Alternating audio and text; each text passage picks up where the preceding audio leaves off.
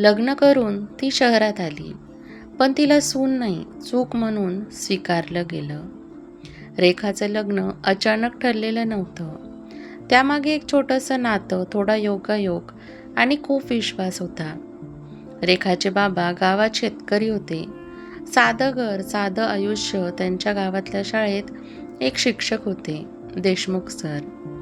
देशमुख सरांचं शहरात मोठं ओळखीचं वर्तुळ होतं.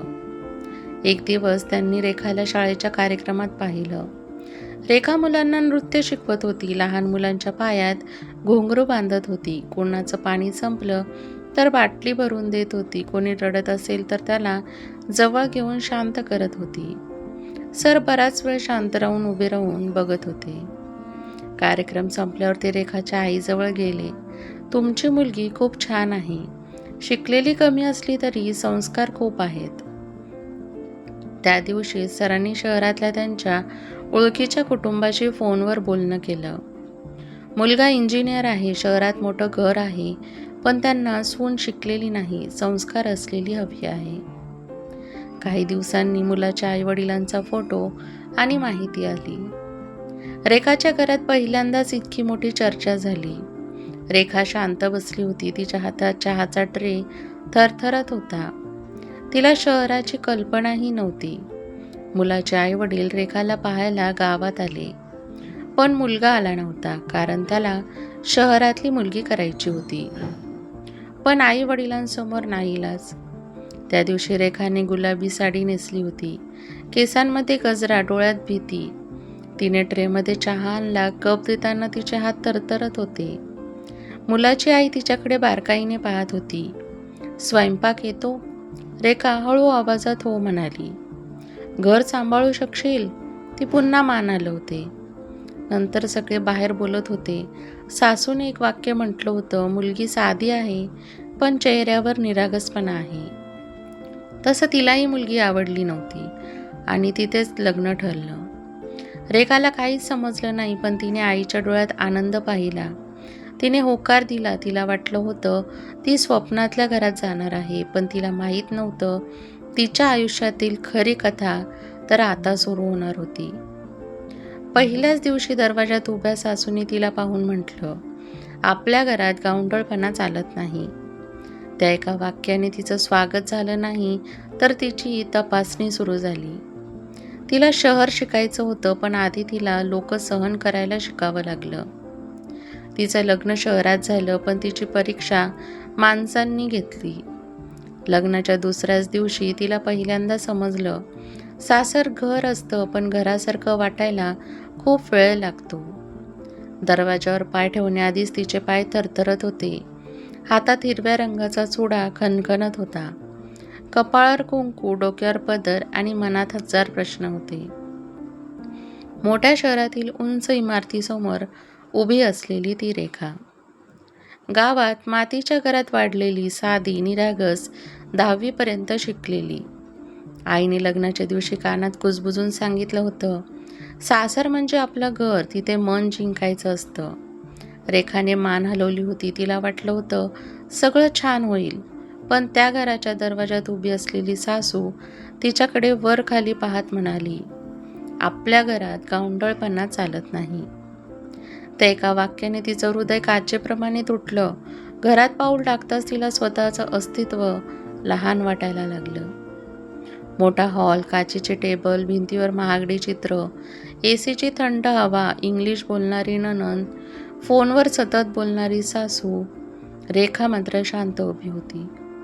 तिला वाटत होतं, मी इथे बसू की उभे राहू. ती खूप गोंधळली होती आणि घाबरलेली होती. तिने पाणी मागावं का नाही, चप्पल कुठे ठेवायची, बसायचं कुठे. इतकी वर्ष गावात जगलेली ती मुलगी आज स्वतःच्या घरात पाहुणी वाटत होती. पहिल्याच दिवशी तिने स्वतःहून स्वयंपाकघरात पाऊल टाकलं. आई म्हणायची, पहिल्या दिवशी स्वयंपाकघरात शिरलं की सासर आपलं होतं. पण इथे सगळंच वेगळं होतं. गॅस वेगळा होता, भांडी वेगळी होती, मसाले वेगळे होते. ती 2 मिनटं गॅस कसा लावायचा या विचारात उभी राहिली, कारण तो ऑटोमॅटिक होता. नणंद मागून हसली, मम्मी गॅस पण वापरता येत नाही यांना. सासूने नजरेनेच तिचं मोजमाप केलं. रेखा काहीच बोलली नाही, फक्त हसण्याचा प्रयत्न केला, पण डोळ्यात पाणी जमा होतं. रात्री नवरा बाजूला होता, पण खूप दूर वाटत होता. तो फोनमध्ये व्यस्त होता. तिने हळूच विचारायचं ठरवलं, आजचा दिवस कसा वाटला? पण शब्द ओठांवर येण्याआधीच परत गेले. त्याने विचारलंही नाही, तुला कसं वाटतंय? त्या रात्री रेखा उशीला मिठी मारून शांत रडली. नवीन घर, नवीन संसार, नवीन लोक, आणि ती पूर्णपणे एकटी होती. दिवस जात होते आणि प्रत्येक दिवस नवा टोमणा घेऊन यायचा. ती साडी नेसायची, थोडं मॉडर्न हो. ती सलवार घालायची, काय गावातली फॅशन आहे ही. ती भाजी करायची, इतकी तेलकट कोण खातं? ती इंग्लिश बोलण्याचा प्रयत्न करायची आणि घरात हसू फुटायचं. तिचा प्रत्येक प्रयत्न अपमानात बदलत होता. एक दिवस ती स्वयंपाकघरात भाजी कापत होती. हॉलमध्ये नणंद आणि नवरा बोलत होते, भाऊ, तू खरंच गावातून मुलगी का आणलीस? भांडं तिच्या हातातून घसरलं, पण तिने आवाज होऊ दिला नाही. ती शांत राहिली, कारण तिच्याकडे उत्तर नव्हतं. त्या रात्री ती आरशासमोर उभी राहिली, स्वतःकडे पाहत म्हणाली, मी इतकी वाईट आहे का? तिला पहिल्यांदा स्वतःवर शंका आली, पण दुसऱ्या क्षणी आईचा आवाज आठवला, घर टिकवायचं असतं, हार मानायची नसते. त्या दिवसापासून रेखा स्वतःला बदलायला लागली. ती यूट्यूबवर इंग्लिश शिकू लागली, फोनमध्ये रेसिपीज बघून नवीन पदार्थ शिकू लागली, सकाळी सगळ्यांपेक्षा आधी उठू लागली. ती स्वतःला बदलत होती, फक्त या घरात आपली जागा मिळावी म्हणून. पण घरात कुणालाही फरक पडत नव्हता आणि तिची खरी परीक्षा अजूनही सुरू व्हायची होती. त्या दिवशी सासूच्या तोंडातून कामवालीने केला आहे हे ऐकताना रेखाच्या छातीत जणू काहीतरी खोलवर मोडलं होतं. ती हसली होती, पण ते हसू तिच्या ओठांपर्यंत थांबलं होतं. मन मात्र आतून रिकामं झालं होतं. रात्री सगळे झोपले. ती स्वयंपाकघरात आली, सिंकजवळ उभी राहून भांडी धुवू लागली. पाण्याचा आवाज मोठा होता, पण तिच्या हुंदक्यांपेक्षा कमीच होता. भांड्यांवरचं साबण धुताना तिला वाटलं, मी दिवसभर धावत असते, पण माझं अस्तित्व कुठे आहे? तिने गॅस बंद केला, दिवा बंद केला, पण डोळ्यातील पाणी बंद होत नव्हतं. त्या रात्री तिने रडत देवाला विचारलं, मी इथे का आले? पुढचे काही दिवस पुन्हा तेच रुटीन. घरात लोक होते, पण रेखा एकटी होती. ती जेवण बनवायची, टेबल सजवायची, सगळ्यांना वाढायची आणि शेवटी स्वतःसाठी उरलेलं जेवण गरम करून शांत बसून खायची. कोणी विचारायचंही नाही, तू खाल्लंस का? तिच्या मनात हळूहळू एक शांत वेदना घर करत होती. आणि मग तो दिवस आला. दुपारची वेळ होती, घरात शांतता होती. नणंद फोनवर होती, रेखा स्वयंपाकघरात चपात्या करत होती. अचानक हॉलमधून जोरात आवाज आला, धडाम. रेखा धावत बाहेर आली. सासू जमिनीवर पडल्या होत्या. त्यांच्या डोळ्यात जीव नव्हता, हात थरथरत होते. नणंद घाबरून ओरडत होती, मम्मी मम्मी काय झालं? तिचे हात थरथरत होते. फोन हातातून पडला. त्या क्षणी घरात कोणीच मजबूत नव्हतं, फक्त रेखा. रेखाने एक सेकंदही वाया घालवला नाही. तिने पटकन पाणी आणलं, सासूची नाडी पाहण्याचा प्रयत्न केला. तसं तिला काही कळत नव्हतं, पण तिने घाबरणं निवडलं नाही. ऑटो बोलवा, तिने नंदेला जोरात म्हणाली. तो आवाज पहिल्यांदा इतका ठाम होता, नणंद तिच्यासाठी बघतच राहिली. लवकर, रेखा तुम्ही पुन्हा ओरडली. काही मिनिटात त्या हॉस्पिटलच्या दिशेने निघाल्या. हॉस्पिटलचा वास, पांढऱ्या भिंती, धावपळ. डॉक्टर प्रश्न विचारत होते, किती वेळ झाला? पूर्वी असा त्रास झाला होता का? कोण आहे पेशंटसोबत? नणंद रडत होती, काही बोलू शकत नव्हती. रेखाने सगळे फॉर्म भरले. तिने स्वतःचं नाव गार्डियन म्हणून लिहिलं. त्या शब्दावर तिचा क्षणभर थांबला. गार्डियन, ती खरंच या घराची जबाबदारी झाली होती का? डॉक्टर बाहेर आले, वेळेवर आणलं. थोडा उशीर झाला असता तर परिस्थिती गंभीर झाली असती. रेखाने डोळे बंद केले. पहिल्यांदाच तिला दिलासा वाटला. तेवढ्यात नवरा धावत आला. त्याने पहिल्यांदा रेखाकडे पाहिलं. तिचे विस्कटलेले केस, हातावर औषधांच्या पावत्या, डोळ्यात थकवा, पण तो काहीच बोलू शकला नाही. त्याच्या नजरेत पहिल्यांदा तिच्याविषयी आदर होता. पुढचे दिवस खूप कठीण होते. सासू हॉस्पिटलमध्ये, घर रिकामं, जबाबदाऱ्या अगदी पर्वतासारख्या होत्या. सकाळी 5 वाजता उठून ती स्वयंपाक करायची. नंतर हॉस्पिटल, डॉक्टरांशी बोलणं, औषध आणणं. संध्याकाळी पुन्हा घर. तिच्या पायांना वेदना होत होत्या. डोळ्यात झोप नव्हती, पण तिने एकदाही "मी थकले" असं म्हटली नाही. कारण तिला माहीत होतं या घराला आता तिची गरज आहे. एक रात्री हॉस्पिटलमध्ये सगळे झोपले होते. रेखा खुर्चीवर बसली होती. हातात औषधांची यादी. डोकं भिंतीला टेकलेलं होतं. झोप तिच्या डोळ्यात जबरदस्तीने शिरली. तेवढ्यात सासू जाग्या झाल्या. त्यांनी पहिल्यांदा शांतपणे आजूबाजूला पाहिलं आणि मग रेखाकडे नजर गेली. त्या काही क्षण तिच्याकडे पाहत राहिल्या. हीच ती मुलगी जिला त्यांनी गावंढळ म्हटलं होतं.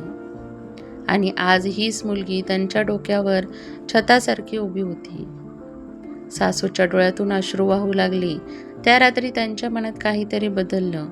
घरी परतल्यावर सगळं वेगळं होतं. पहिल्यांदा सासूने तिला नावाने हाक मारली, रेखा. त्या आवाजात राग नव्हता, आदेश नव्हता, फक्त माया होती. माझ्यासाठी चहा बनवशील? रेखा काही सेकंद तिथेच उभी राहिली. हे स्वप्न आहे का? तिने हळूच मान हलवली. चहा बनवताना तिचे हात थरथरत होते, कारण आज पहिल्यांदा तिला सून नाही, मुलगी वाटत होतं. हळूहळू घराचं वातावरण बदललं. नवरा ऑफिसमधून येऊन विचारायचा, थकलीस का?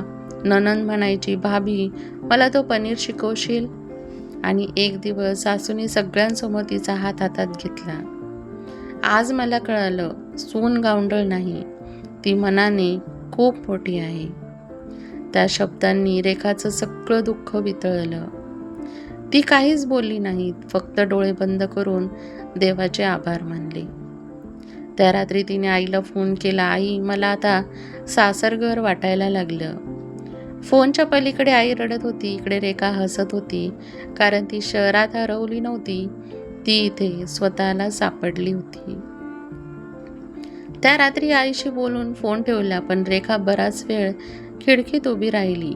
खाली शहर झोपलं होतं. रस्त्यावर दिवे होते, आवाज नव्हता आणि तिच्या मनात एक विचित्र शांतता होती. आज पहिल्यांदा तिला असं वाटलं, मी इथे परकी नाही.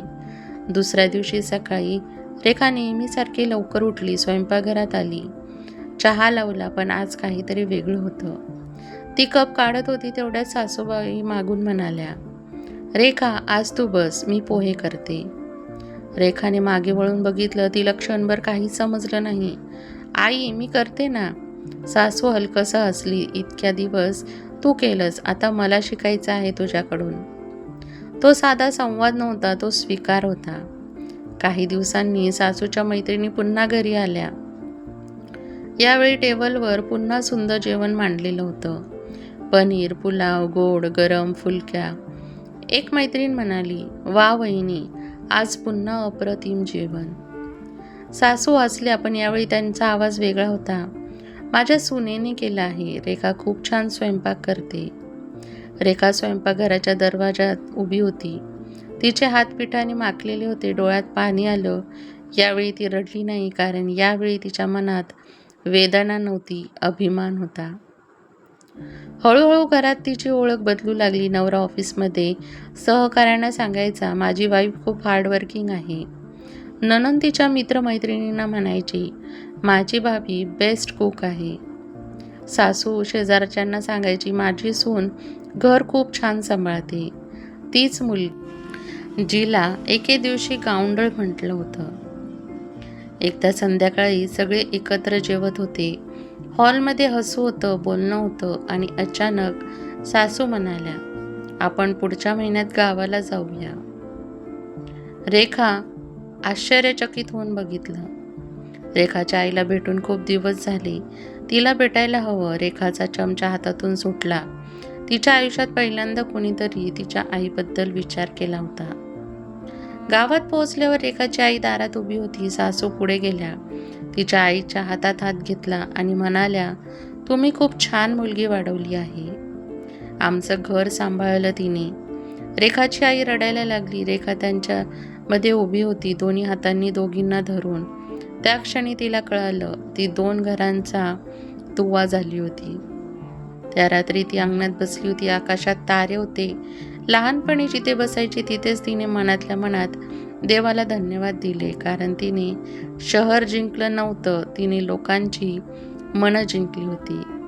आणि आता तिला कळालं होतं सून गावातून येते की शहरातून, घर तिच्या मनाने बनतं.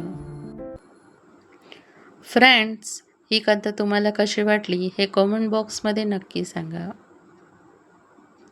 व्हिडिओ आवडला असेल तर व्हिडिओला लाईक करा, चॅनलला सबस्क्राईब करा आणि बेल आयकॉन दाबायला विसरू नका, जेणेकरून सर्वात आधी मोटिवेशनल व्हिडिओचे नोटिफिकेशन तुमच्यापर्यंत पोहोचतील.